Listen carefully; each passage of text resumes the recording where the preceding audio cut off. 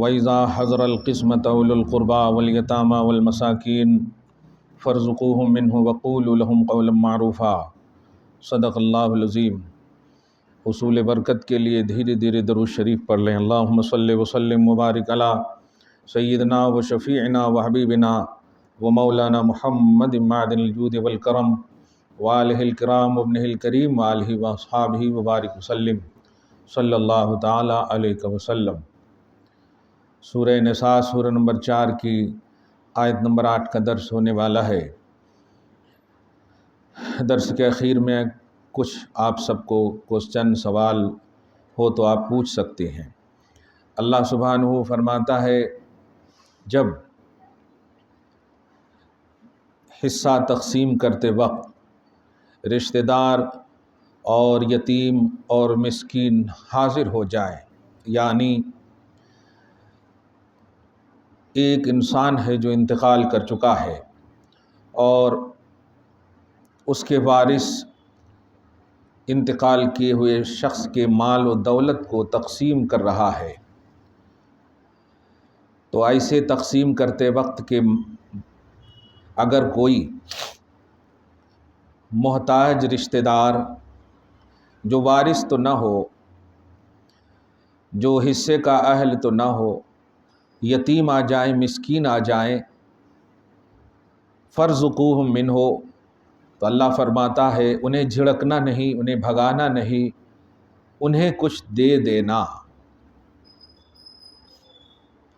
یہ ان کا حق تو نہیں ہے، حق تو وارثوں کا ہے، لیکن اگر اس حال میں کوئی آ جائے مانگنے کے لیے، فرض کریں معلوم ہو یتیموں کو، مسکینوں کو اور رشتہ داروں میں غریبوں کو کہ فلاں کا انتقال ہو گیا ہے اور ان کے پاس بہت مال ہیں، اولاد تقسیم کرنے والی ہے، چلو اس سے پہلے کہ سب تقسیم کر لیں ہم سب حاضر ہو جاتے ہیں تاکہ ہمیں بھی کچھ مل جائے۔ ایسی خالص نیت لے کر اگر کوئی آئے تو انہیں کچھ نہ کچھ ضرور دے دینا۔ اگر تقسیم بھی ہو جائے تب بھی خیر خیرات کا جذبہ ہے، اسلام حکم دیتا ہے کہ جو محتاج ہوں ان کی مدد کرو، جو مسکین ہوں مدد کرو، یتیم ہوں مدد کرو۔ بہت افسوسناک بات ہے کہ آج یہ جذبہ ہم میں سے ایک ایٹیٹیوڈ اور گھمنڈ اور غرور کا روپ لے لیا ہے۔ اللہ پاک نے اگر آپ کو دولت دیے ہیں تو وہ دولت آپ کو آپ کے حق میں اتنا ہی ہے جتنا آپ کھا سکتی ہیں، اور اگر آپ نے نہیں کھایا، انتقال کر گئی، تو وہ دولت آپ کی ہے ہی نہیں، پھر اللہ تعالیٰ آپ کے وارثوں میں اسے بانٹ دے گا۔ اگر وہ آپ کی ہوتی تو آپ کے کفن کے ساتھ آپ کو ڈلوا دیتا، لیکن نہیں۔ تو دنیا میں جب تک آپ ہیں زندہ، جو کھا پی رہی ہیں وہی ہے آپ کا اصل مال، سمجھیں، اور جو آپ چھوڑ کر جا رہی ہیں وہ آپ کے وارثوں کا ہے۔ لہٰذا انتقال سے پہلے، مرنے سے پہلے اللہ پاک نے اگر دولت مند بنایا اور کیا ہے تو آپ دنیا میں آخرت کے لیے کچھ ایسا کر جائیے کہ آپ کے مال کی وجہ سے جو آپ نے چھوڑا، اور چھوڑتے ہی مرنے کے بعد آپ لے کر جاتے ہی نہیں، لیکن اگر چھوڑے ہیں اور کسی نے اس مال سے فائدہ حاصل کیا ہے تو الحمدللہ اس کا ثواب آپ کو ملے گا، اس کا اجر آپ کو ملے گا۔ یہ جذبہ ہمارے اندر سے ختم ہو گیا، اور اگر ہے بھی تو بڑے ڈھٹائی کے ساتھ، بڑے دھڑلے انداز میں ہم غریبوں فقیروں کو دیتے ہیں۔ بہت سارے وقتوں میں تو ہم نے یہاں تک سن لیا ہے دینے والا یہ کہتا لیتا نہیں لیتا، نہیں لیتے تو جاؤ یہاں سے۔ ایسا آپ نہیں کہہ سکتے۔ دو طرح سے میں اسے آج سمجھا رہا ہوں کہ اگر اللہ نے آپ کو مالک نصاب بنایا ہے، یعنی 1 لاکھ روپے کا مالک بنایا، ایکسٹرا ہے وہ، تو اس میں جو 2500 روپے زکوٰۃ کی رقم ہے وہ آپ کی رقم ہی نہیں ہے، وہ فقیر مسکین محتاج کی رقم ہے، وہ آپ کی رقم ہی نہیں ہے، اللہ پاک کا فیصلہ ہے یہ۔ یعنی 97,500 کے مالک ہیں آپ، بس وہ 2500 روپیہ جو ہے وہ فقیر اور مسکین کی ملکیت ہے، فقیر اور مسکین اس کے مالک ہے۔ اب آپ اگر 2500 روپیہ فقیر اور مسکین کو دے رہی ہیں تو آپ احسان نہیں کر رہے ہیں، آپ تو امانت کو لوٹا رہی ہیں، اور امانت لوٹاتے وقت احسان کا عنوان کیسے ہو سکتا؟ فرض کریں میں نے آپ کو 10,000 روپے دیے اور پھر میں مانگ رہا ہوں، تو آپ کو لوٹانے میں کوئی ہچک نہیں ہونی چاہیے، کوئی آپ کو ٹینشن نہیں ہونی چاہیے، کوئی گھمنڈ غرور کا عنوان نہیں ہونا چاہیے، کیونکہ امانت میری ہے۔ تو ایسے ہی مالک نصاب اگر آپ 1 کروڑ کے ہیں تو 2.5 لاکھ روپیہ یہ غریبوں مسکینوں کا ہے۔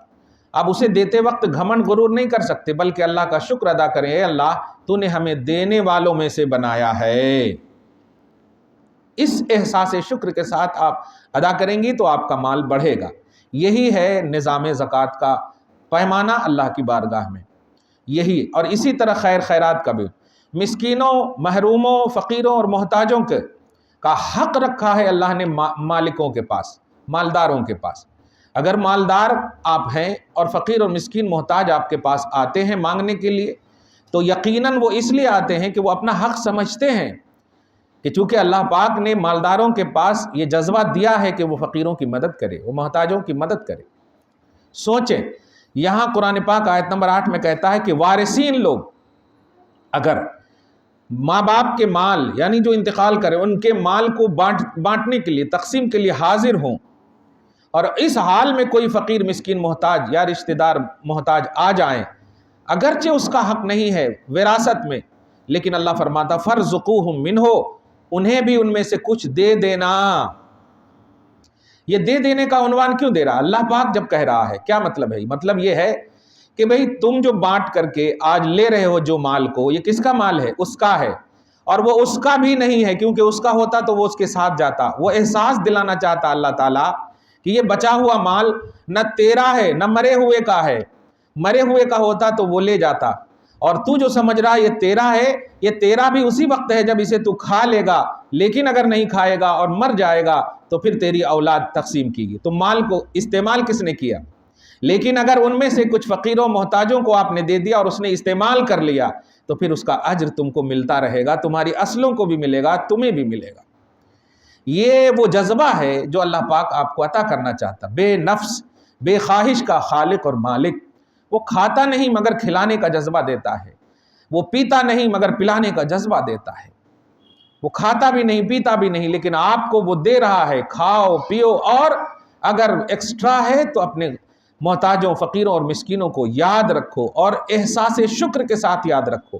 اگر تم بھیک دے رہے ہو کسی کو، اگر تم صدقہ خیر خیرات کر رہے ہو، تو اللہ پاک کا احسان مانو کہ اللہ نے تمہیں دینے والیوں میں سے بنایا، دینے والوں میں سے بنایا، اور جو لے رہے ہیں دھیان رکھنا اس کا بھی شکر ادا کرو، کیونکہ قیامت کی یہ بڑی نشانی ہوگی کہ جب زکوٰۃ اور خیر خیرات لینے والے بھی موجود نہ ہوں گے۔ آج ہی دیکھیے نا، آپ کسی فیشن دار فقیر کو آپ 5 روپے دیجئے تو تمہیں رکھ لو جی، 5 روپیہ لیتے نہیں ہے خیر خیرات، 10 روپیہ بھی نہیں بولتے ہیں، چائے بھی نہیں ہوتی۔ مطلب اتنا مطلب غرور اور گھمنڈ قیامت کی نشانیاں ہیں۔ اس لیے اگر سچے پکے واقعی محتاج لوگ خاندان میں، اقربا اعزا میں، یتیم مسکین موجود ہیں، تو آپ غنیمت جانو کہ آپ کی خیر خیرات لینے والے ابھی موجود ہیں۔ اس سے پہلے کہ تمہاری زکوٰۃ نکل جائے، نہیں، تمہارے مال کی زکوٰۃ نکلے، تمہارے خیر خیرات تمہارے مال کی نکلتی جائے، تاکہ یہی اصل پونجی ہے، ورنہ جو تم نے کھا لیا وہ ختم ہو گیا، جو بچا لیا وہ وارثوں میں تقسیم ہو گیا، تو تمہیں ملا کیا؟ ملا وہی جو تم نے بانٹا ہے، تم نے خیر خیرات کیا ہے، تم نے جو زکوٰۃ دیا ہے۔ ایسے وقت میں ایک جملہ میں بولتا ہوں، اور یہ شیخ عبد القادر جیلانی کی تعلیمات کے حوالے سے ذرا سمجھیں اس بات کو، کہ سالانہ آپ صرف غوث پاک کی نیاز دلا دیں تو کیا حق ادا ہوگا؟ نہیں، انہیں محی الدین کہا جاتا ہے، دین کو زندگی بخشنے والے، دین کو حیات بخشنے والے۔ جب برائیاں عام تھیں، جب ہر طرح کی بد کرداریاں، بد فعلیاں عام تھیں، ایسے وقت میں جب دین کو حیات نو کی ضرورت تھی تو عبد القادر جیلانی نے دیا۔ اسی کے آئینے میں ایک جملہ کہہ رہا ہوں، اور اس کو کھوس لینا ہمیشہ کے لیے، کہ ماں، دولت تو تمہیں باپ دادا سے یا اپنی محنت سے یا اپنی کمائی سے جو بھی ہو، یا آپ کے شوہر کو، آپ کے باپ کو مل جائے گی، لیکن یاد رکھنا جو دولت مند ہیں، جو مالک نصاب ہیں، کماتے تو وہ اکیلے اور تنہا ہیں، کھاتے سب ہیں، لیکن جب مر جائیں گے تو حساب انہیں اکیلے دینا پڑے گا۔ میں تھوڑی دیر کے لیے خاموش اس لیے ہوں کہ اس بات کو محسوس کرو۔ آپ فرض کریں آپ نے 1 کروڑ روپیہ کمایا، یا آپ کے شوہر نے کمایا، یا آپ کے باپ نے کمایا۔ جس نے کمایا وہ مالک ہے، بے شک وہ مالک ہے۔ اب جو کمایا ہے خدا کی بارگاہ میں ان کی اولاد اس کمائی کا حساب نہیں دے گی، ان کے بیوی بال بچے حساب نہیں دیں گے، جو کمائے ہیں وہی حساب دیں گے۔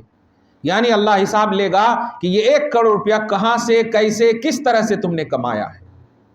سوچیں آپ، حساب تم سے تنہا لیا جا رہا ہے، لیکن کھانے والے ساری اولاد ہیں، بیوی ہیں، بال بچے سب ہیں۔ اس بات کو اگر امت محسوس کر لینا تو قسم خدا کی کبھی بھی وہ حرام کمائی نہیں کمائے۔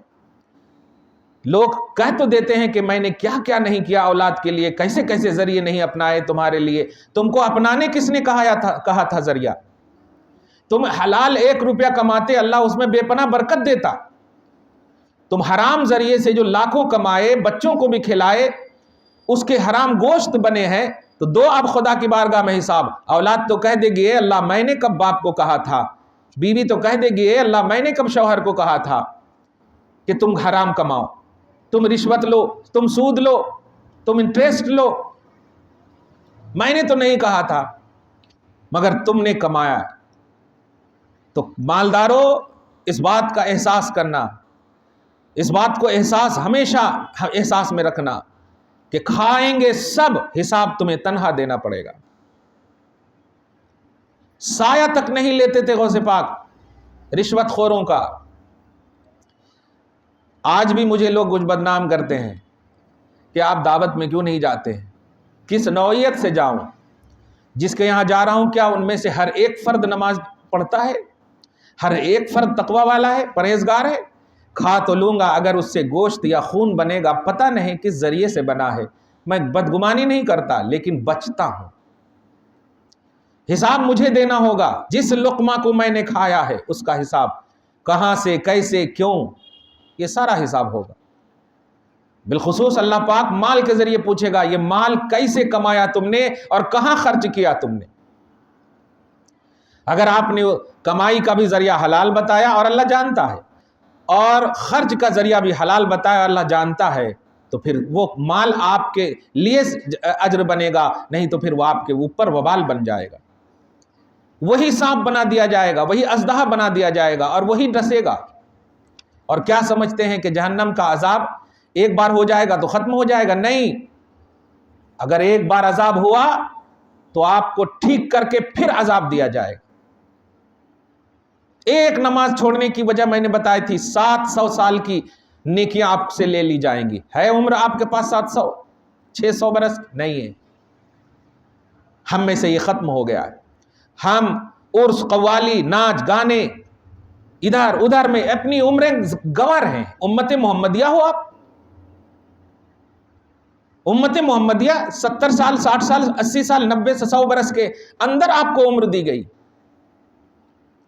لیکن دوسری امت کو آپ ملاحظہ کیجئے، 600 برس، 400 برس، 200 300 برس تو ایک دم معمولی عمر دی گئی تھی دوسری امتیوں کو، اور ان لوگوں نے عبادت کا جوہر بھی دکھایا۔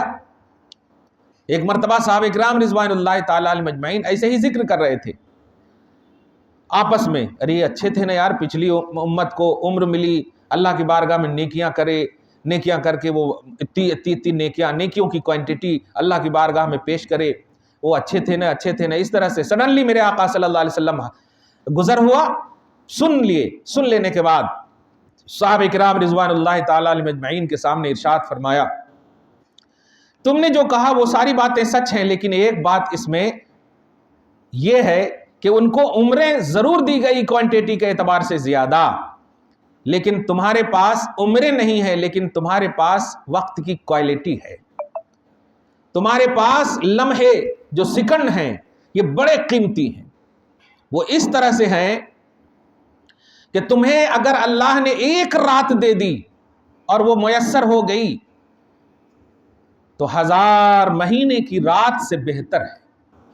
لیلۃ القدر کسی کو نہیں ملی، امت محمدیہ کو اللہ تعالیٰ نے دیا۔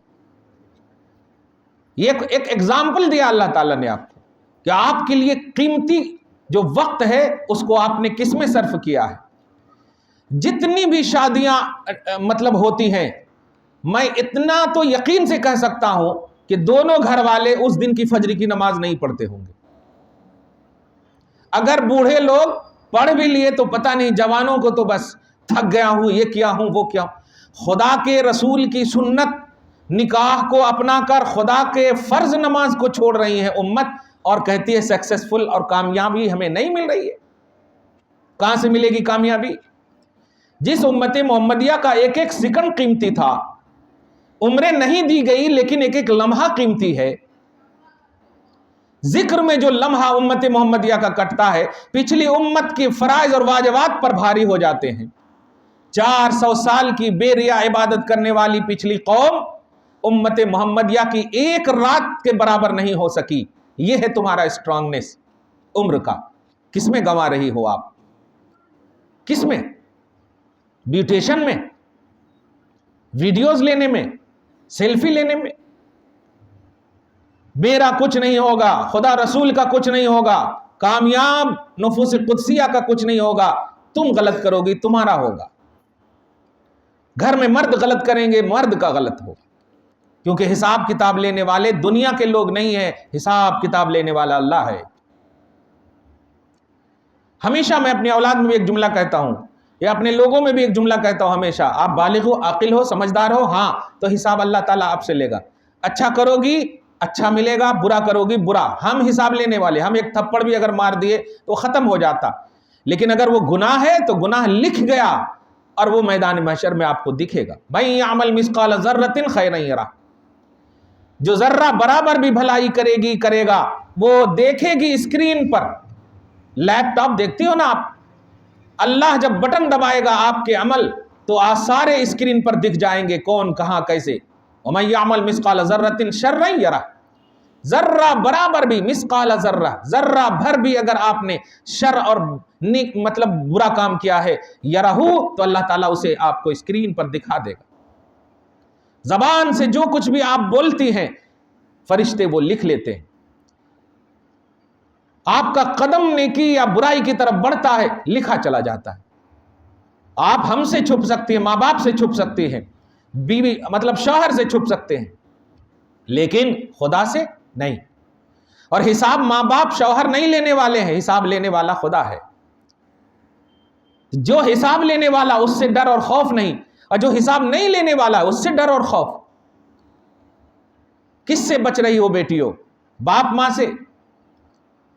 حساب لیں گے باپ ماں؟ نہیں، زیادہ سے زیادہ دل دکھے گا، لیکن حساب و کتاب یہاں تم ایک باپ ماں کی رسوائی کہ کیا سوچیں گے، کیا ہوگا، معاشرہ کیا سوچیں گے، بدنام۔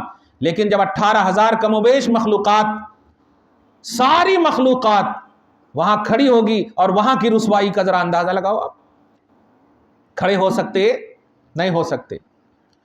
آج پنش دینے کے لیے اگر ساری سہیلیوں کے سامنے آپ کو کھڑا کر دیا جائے تو پانی پانی ہو جاتی ہے۔ آپ اسکول اور کالج میں ایک مثال ہے یہ، جبکہ 100 بچے بھی نہیں رہتے، اس کے سامنے آپ کو ایک پاؤں پہ کھڑا کر دیا جائے یا پنش کیا جائے تو آپ اپنے آپ میں ذلت محسوس کرتی ہیں، کھانا چھوڑ دیتی ہیں آ کر کے گھر میں۔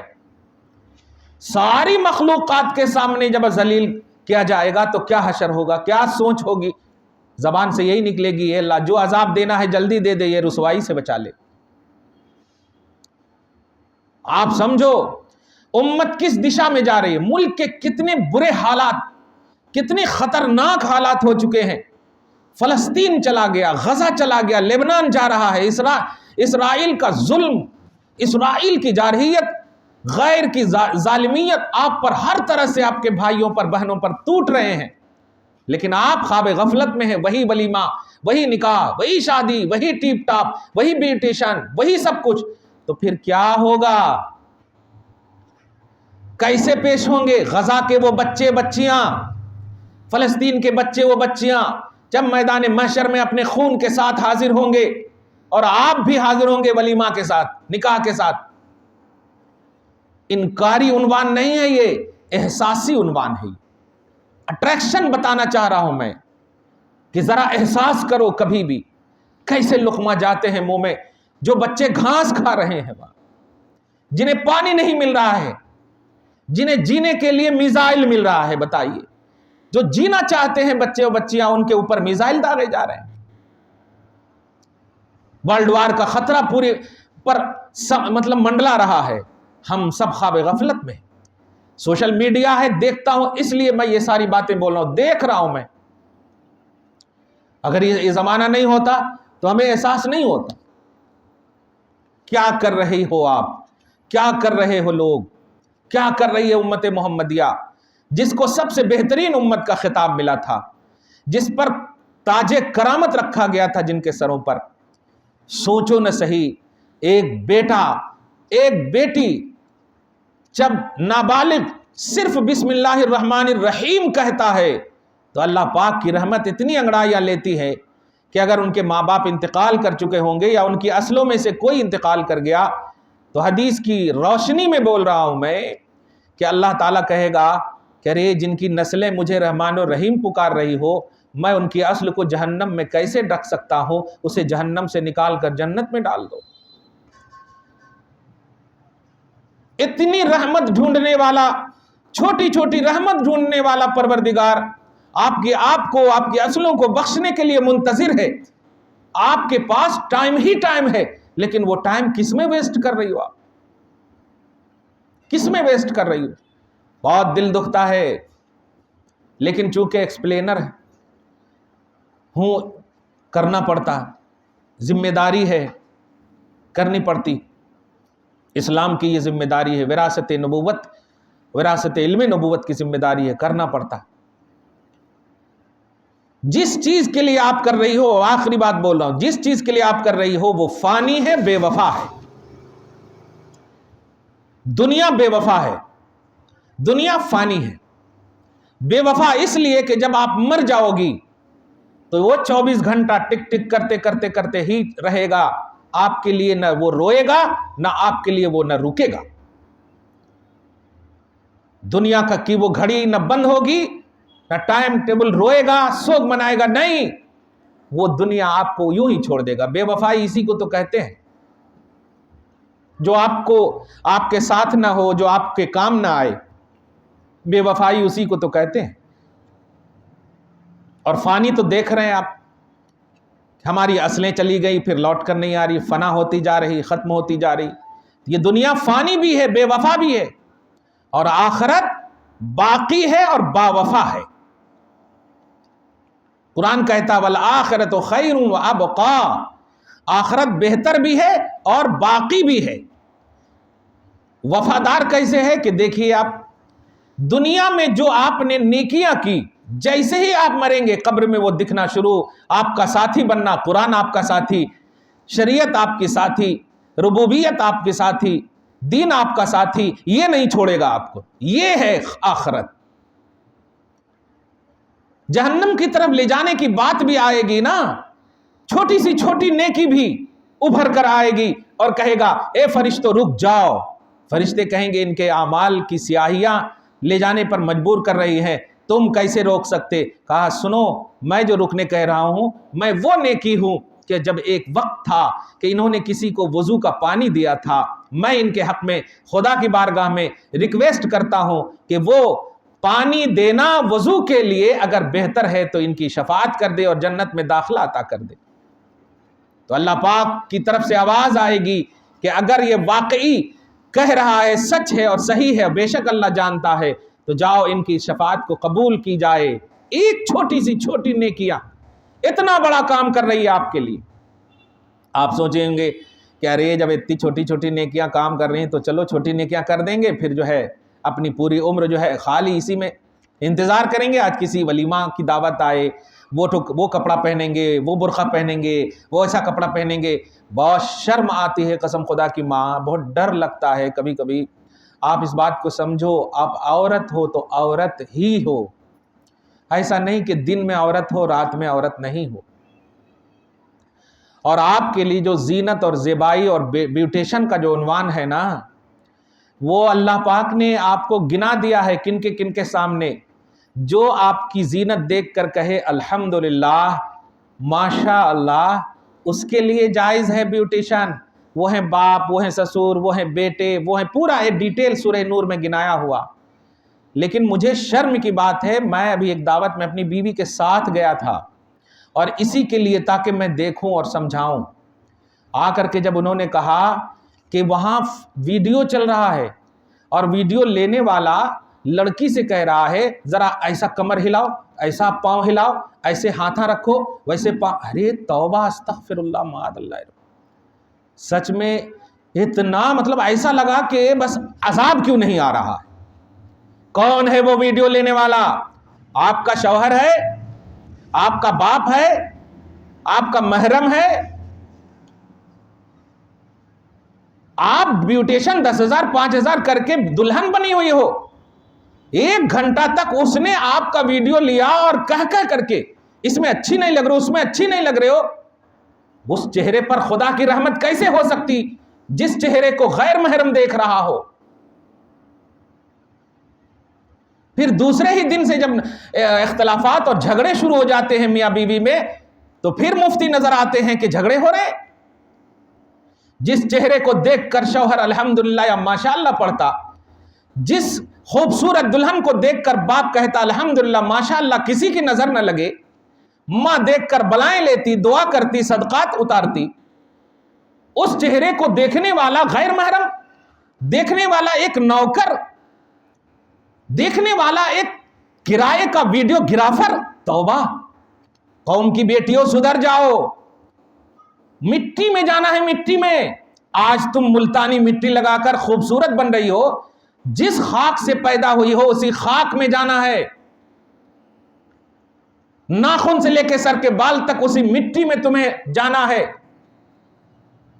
تمہیں کوئی احساس؟ وقت تو گزر جاتے ہیں، وہ رات بھی گزر جاتی، لیکن وہ حقیقت نہیں، وہ تو لکھ جاتا ہے جو آپ نے وہ 1 گھنٹہ ویڈیو گرافی کروائی، جو فوٹو کروائی ہے. کمال ہے. کس نے تمہیں یہ اجازت دی ہے دلہن بنتے وقت اس طرح کے ویڈیو گرافی کرنے کی؟ بتاؤ اسلام کا کوئی بھی ایسا حصہ بتاؤ، کوئی بھی تو یسن القرآن ہی میں بتا دو. کس دشا میں جا رہی ہو آپ؟ مائیں خاموش ہیں، بلکہ وہ تو اور ایک دم ساتھ ساتھ کھنچوا رہی ہیں. بہت شرم آ رہی ہے، بہت ڈر لگ رہا ہے مجھے کہ قیامت کی نشانیوں میں سے یہ کتنی بڑی نشانیاں ہیں. کیا برا کام یہی ہے کہ دوسروں کے ساتھ آپ بھاگ جاؤ، شادی نہ کر کے اب تعلقات قائم کر لو؟ نہیں، سب سے بڑا برا کام یہ ہے کہ آپ کی زینت جس کو دیکھ کر الحمدللہ ماشاءاللہ کہنے والا عنوان ہونا چاہیے، واو کا عنوان آ رہا ہے. توبہ الہی. نہیں ماں، آپ کو جو عمریں ملی ہے نا، بڑی قیمتی عمر ہے. آپ کے اوپر ردائے فاطمہ کا احساس ہونا. آپ زینب، ام کلثوم اور رقیہ کی کنیز ہو. آپ مسلمان ہو. ہمیں غیروں سے کوئی شکوہ نہیں ہے کیونکہ وہ غیر ہیں، لیکن ایز اے مسلمان آپ کی رسپانسبلٹی ہے. کتنا خوبصورت اسلام ہے کہ اگر ہماری اولاد میں بیٹے پیدا ہو جائیں یا بیٹی پیدا ہو جائے تو بیٹا جو ہے ماں کے ساتھ نہیں سو سکتا اور بیٹی جو ہے باپ کے ساتھ نہیں سو سکتی. سوچیں عزت کا پیمانہ دیکھیں آپ. بستر الگ الگ گھر میں کر دیے جاتے ہیں اگر بالغ ہو جائیں بچے ہمارے تو. کتنا بڑا احساس ہے. جبکہ بھائی بھائی کوئی سوچ سکتا بھی ہے، بہن کوئی خیال بھی کر سکتی ہے، باپ کے بارے میں تو 0% بھی نہیں سوچ سکتے. لیکن اسلام ہر طرح کی شیطانی وسوسے سے آپ کو بچانے کی کوشش کر رہا ہے. لیکن اے بیٹیو، تمہیں بے سجے ہوئے بھی جب اس طرح کا اسلام آپ کو کہہ رہا عزت و آبرو کو بچانے کے لیے، سج دھج کے غیر محرم کے سامنے تم کیسے اس طرح سے اٹریکٹیو ہو سکتی ہو؟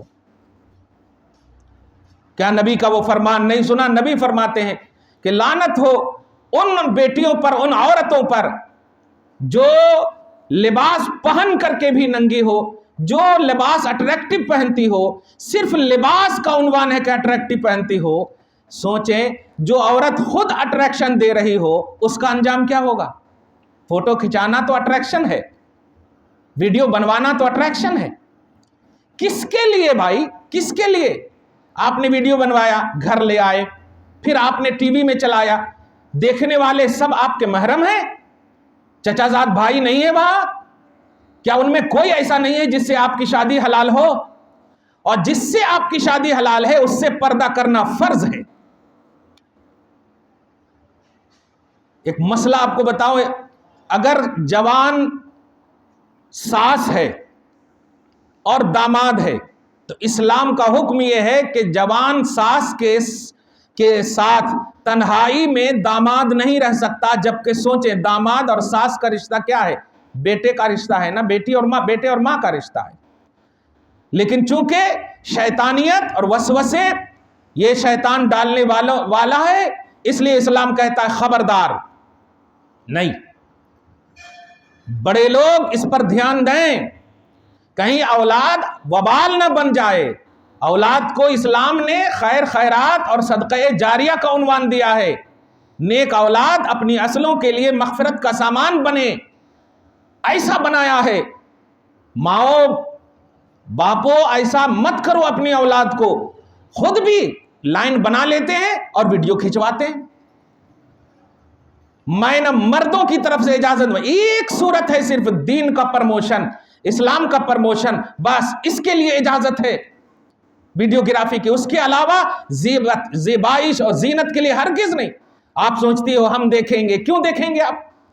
کل جب میدان محشر قائم ہوگا، اللہ پاک اسی تصویر کو تمہارے سامنے رکھ کر کہے گا روح پھونکو، بخاری شریف کی حدیث ہے،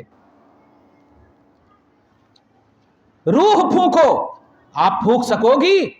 روح خدا کا حکم ہے، امر ربی ہے، یہ آپ کے ہینڈ اوور کیا ہی نہیں گیا۔ اور جب نہیں پھونکو گی تو اللہ پاک کہے گا جب تم نے پھونکا ہی نہیں تو کس لیے بنایا تھا اس کو؟ فوٹو کھنچواتی ہو، ویڈیو بنواتی ہو، نہیں نہیں نہیں نہیں نہیں، یہ تقویٰ کے خلاف ہے، اسلام کے خلاف ہے، شریعت کے خلاف ہے۔ ڈرو اللہ سے، بے وفا دنیا سے بچو، با وفا آخرت کا احساس لاؤ۔ کام وہ کرو کہ جب سب چھوڑ دیں تو وہی کام تمہارا سپورٹ کرے، وہ ساتھ دے، اور وہ قبر کی اندھیری سے لے کر جنت کے حصول تک کی وہ تمام دنیا ہے جو یہاں کرو گی تو وہ کام آئیں گے، اور یہاں آپ نے اگر دنیا کے لیے کیا کوئی کام نہیں آئے گا۔ جب دنیا ہی کام نہیں آ رہی ہے تو کون کام آنے والے آپ کے؟ سب ساتھ آپ کا چھوڑ دیں گے، اس لیے اس کے لیے آپ کرو جو آپ کا ساتھ نہیں چھوڑ سکتے، اور وہ ہے آخرت۔ اس لیے آپ کو، ہم کو، آپ جو بڑے ہیں ان میں خاص طور سے، اور جو ہماری بیٹیاں بہنیں ایکٹیو دماغ رکھتی ہیں وہ بھی سمجھیں، نکاح تو خرچ کرو یا نہ کرو، ویڈیو کرو یا نہ کرو، نکاح تو ہو ہی جاتا ہے، شوہر مل ہی جائے گا تمہیں، وہ رات بھی گزر جائے گی، وہ دن بھی گزر جائیں گے، وہ کھانے بھی ہضم ہو جائیں گے، سب ختم ہو جائے گا۔ لیکن اگر شریعت کی پاسداری میں قسم خدا کے نکاح کیے ہوگے تو صبح و شام تمہیں فاطمہ کی دعا ملے گی، صبح و شام تمہیں نیکوکاروں کی دعائیں ملیں گی۔ اور اگر غلط طریقے سے آپ نے نکاح کو دیا ہوگا تو یاد رکھنا اللہ تعالیٰ اس غلط کے اعتبار سے آپ کے لیے وہ رشتہ سکسیسفل نہیں کر سکتا۔ تو اب آپ ہی کو سمجھانا ہے کہ شادی کے بعد تعویذ گنڈی کی ضرورت ہے آپ کو۔ انہوں ہم کو نہیں مانتے، ان کا افیئر چل رہا ہے تو انہوں ان کو دیکھ رہے ہیں، انہوں ان کو دیکھ رہے ہیں، ان کے غلط کام ہیں، انہوں اچھے نہیں ہیں، یہ سب چاہتی ہو؟ نہیں، آپ کے پاس آپ کا شوہر پہلی رات میں آئے تو آپ سب سے پہلا جملہ یہی بولو، اگر پوچھے کہ تمہیں کیا چاہیے تو آئی فون نہیں ماں، آپ کہو کہ مجھے سچ کا وعدہ چاہیے۔ کہ آپ بس سچ بولو گے، سچ کہو گے، سچ کمائی کرو گے تو انشاءاللہ آپ بھوکے بھی رہو گے تو انشاءاللہ ہم آپ کے ساتھ ہیں۔ تب دیکھیے آپ کے رشتے، دیکھیے پھر جب اولاد پیدا ہوگی تو انشاءاللہ صحابہ کرام کی طرح، ازواج مطہرات کی طرح، ام المومنین کا سایہ لے کر کے تمام حسنین کریمین کی طرح اولاد ہوگی تو انشاءاللہ دنیا میں بھی وہ آپ کے لیے ثواب کا ذریعہ بنے گی اور آخرت میں تو بنے گی ہی بنے گی۔ بہرحال آیت نمبر 8 کے ذریعے سے جو میں نے پیغام دینا چاہا تھا، پیغام غوث اعظم، وہ یہی تھا کہ آپ وہ کام کرو دنیا میں جو آخرت کے لیے ہو، وہ کام کرو۔ آپ کو کام سے نہیں روکا جا رہا ہے، لیکن وہ کام کرو ایز اے مسلمان، آپ کی رسپانسبلٹی جو ہے وہ آپ دیکھو، وہ کام کرو کہ جو اللہ پاک آپ سے راضی ہو۔ آپ عورت ہو، گھر میں بھی عورت ہو، باہر بھی عورت ہو، نکاح میں بھی عورت ہو، ولیمہ میں بھی عورت ہو، دن میں بھی عورت ہو، رات میں بھی عورت ہو، اور یہ اس لیے نہیں کہ ہم کہہ رہے ہیں بلکہ اس لیے کہ اللہ پاک کہہ رہا ہے، حساب لینے والا کہہ رہا ہے۔ ہم حساب لینے والے نہیں ہیں، آپ کے باپ ماں حساب و کتاب لینے والے نہیں ہیں، اللہ پاک حساب لینے والا ہے۔